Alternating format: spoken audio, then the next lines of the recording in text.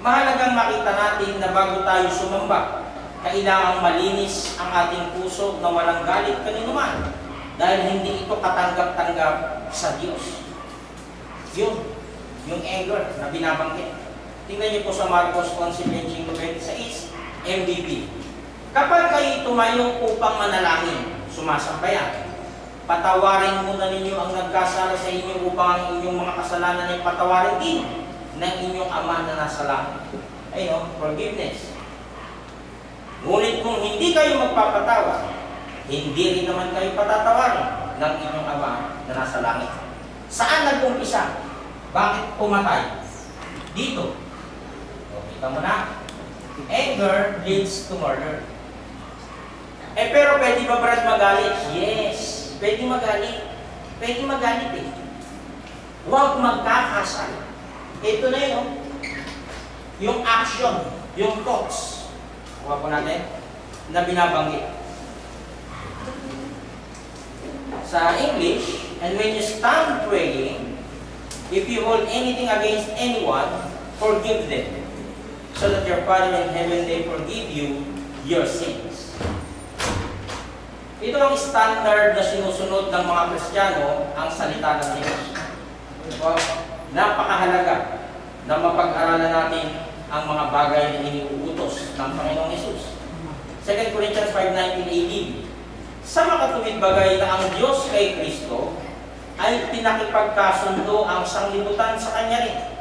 Tayo yun ang mga sinners na hindi binibilang sa kanila ang kanilang mga kasalanan at ipinagkatiwala sa amin ang salita ng pagkakasundo. Ito yun. Yung message of reconciliation. Yung salita na to, ito yung magpapasundo sa bawat isa sa atin na may puot. Ano po? Yung salita ng Diyos na yun. Ang sabi sa English, that God was reconciling the world to Himself in Christ. Sa pamamagitan ng ating Panginoong Hesus, nakipagkasundo ang Diyos. Ano po? Para tayong mga makasalanan ay magkaroon ng pag-asa sa buhay na walang hanggan. Not counting people's sin against them. Ang sabi ng talata. Hindi na ibinibilang yung mga kasalanan natin noong sinampalatayanan natin si Jesus Christ. Hindi na kinilala ng Diyos siya. And He has committed to us the message of reconciliation. May pagbabati na nangyayari sa loob ng magkakaaway. Napakaganda ng itinuturo ng banal na kasulatan. Minahal tayo ng Diyos kahit nung magkaaway pa tayo. Diba? Paano ba naging magkaaway itong dalawang to? Itong Diyos at itong tao. Paano sila nagkaaway? Dahil dito, nakagawa ng paglabag. So, minahal tayo ng Diyos. Ayun, for God so loved the world. Nakita natin, nagpatawad. Tayo pa kaya? Mga nilikha lang, hindi kaya magpatawad. Kaya po yan, kaya. Basta sinasabi ng kasulatan, magagawa natin yan, nababasa tayo ng Diyos. Minahal tayo ng Diyos kahit nung magkaaway pa tayo. Binigay niya ang kanyang anak sa lupa upang makipagkasundo tayo sa Diyos. 5:25. Kapag may nagdidemanda sa iyo, ito yung pangalawang example. Kanina yung sa pagsamba. Ito naman pangalawang example sa korte naman. Kapag may nagdidemanda sa iyo, makipag-ayos ka kaagad sa kanya habang papunta pa lang kayo sa hukuman. Bakit? Pag kasi na-judge na dun yun, pwede ka nang akusahan. So kailangan daw muna ng pag-uusap. Ano muna kayo? Magkaayos, parang gano'n. Kapag may nagdidemanda sa iyo, makipag-ayos ka kaagad sa kanya habang papunta pa lang kayo sa hukuman. Hindi pa nababasahan ng saktal. Dahil kapag nasa hukuman na kayo, ibibigay kayo ng hukom sa alagad ng batas upang ipabilanggo. Makipagkasundo ka agad sa iyong kaalit, samantalang ikaw ay kasama niya sa daan.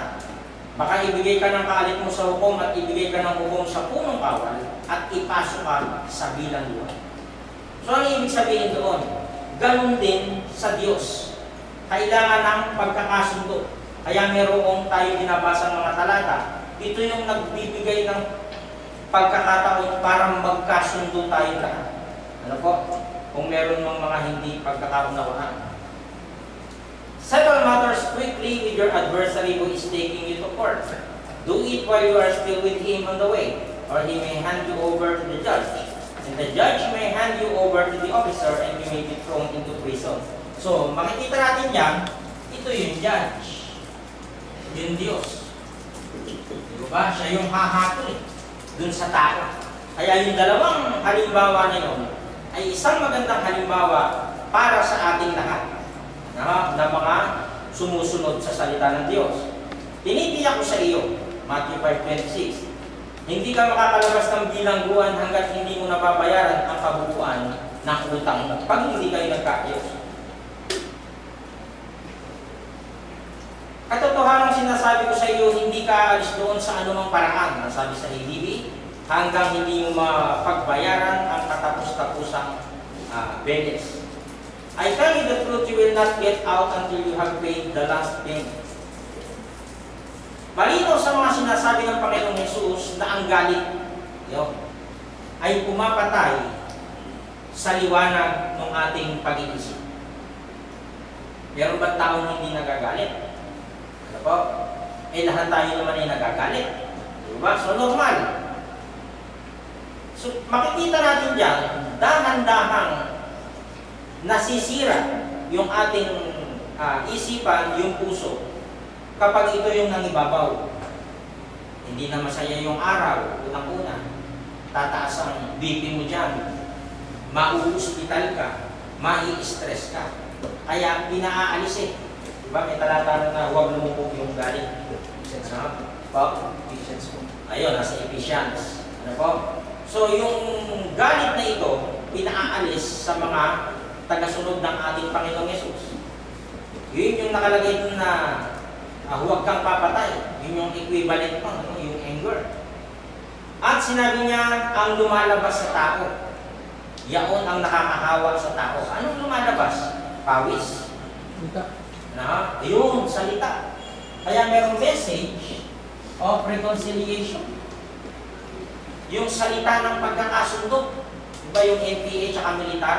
May peace talks. Sorry na, parang gano'n. Okay na tayo, parang gano'n. Alisin mo niya, alisin ko na to, okay. At sinabi niya, ang lumalabas sa tao, yaon ang nakakahawa sa tao. Alin? Yung message. Bakit nakakahawa? Sapagkat mula sa loob, mula sa puso ng mga tao, lumalabas ang masasamang pag-iisip, ang mga pakikiapid, ang mga pagnanakaw, ang pagpatay, sa kapwa-tao, ang mga pangangalim niya. Nakakahawa pala yun. Tingnan mo yung mga mahilig magsalita ng, oh my God! Nung una, hindi naman siya nagsasalita, no? Biglang magugulat ka, nakikiganon na siya, oh my God! Diba?